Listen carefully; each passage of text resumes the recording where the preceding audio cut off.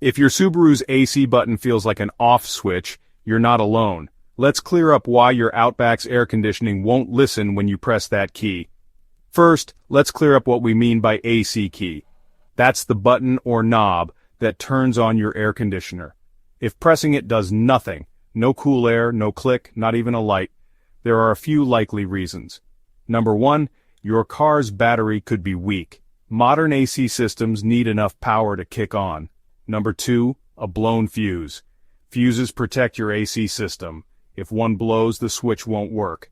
Check your owner's manual to find the AC fuse and see if it's burned out.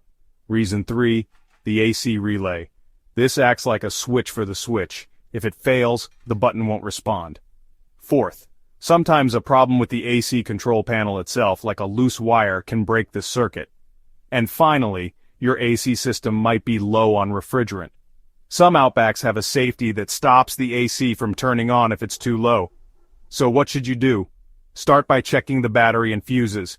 If those are good, it's time to visit a trusted mechanic or Subaru dealer. Don't sweat it, most AC issues are simple fixes. Stay cool, and thanks for watching why your Subaru Outback AC key fails.